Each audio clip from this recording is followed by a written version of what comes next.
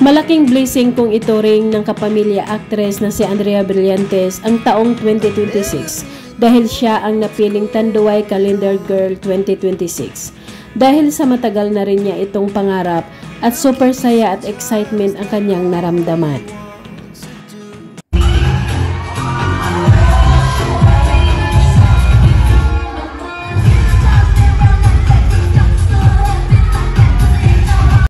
Namangha ang lahat sa ganda ni Andrea Brillantes nang lumabas na ito sa entablado na suot ang pulang damit na hapit sa kanyang katawan at may hawak pa itong pulang rosas.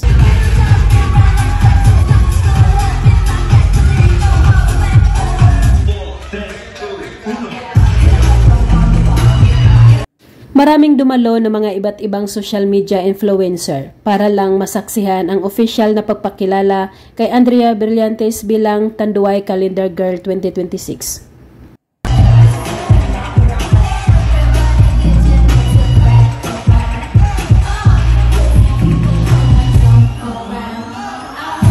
Hindi lang ang mga kapamilya ni Andrea Brillantes ang naging proud sa kanya, kundi pati na rin ang kanyang mga kaibigan at lalong-lalo na ang kanyang glam team na nag-aayos sa kanya ng gabing iyon.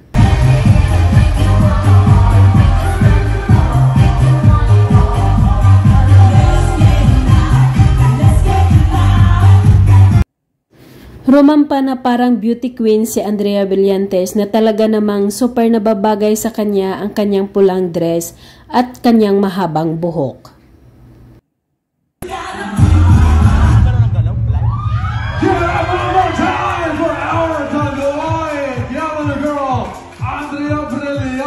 Pagkatapos rumampa at naipakilala sa lahat si Andrea Brillantes, tinanong siya ng isang press kung ano ang kanyang reaksyon nung una niyang nalaman na siya ang susunod na Tanduay Calendar Girl for 2026.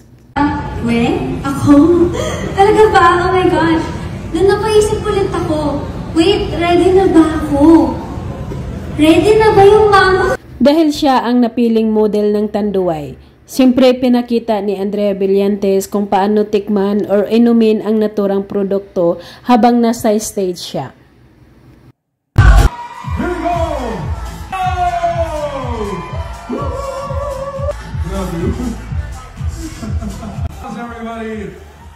Kasama ni Andrea Brillantes ang mga staff ng Tanduay para sumayaw sa nauuso ngayong sayaw, ang Opalite with Taylor Swift, na talaga namang ipinakita ang todo nila sa pagsayaw.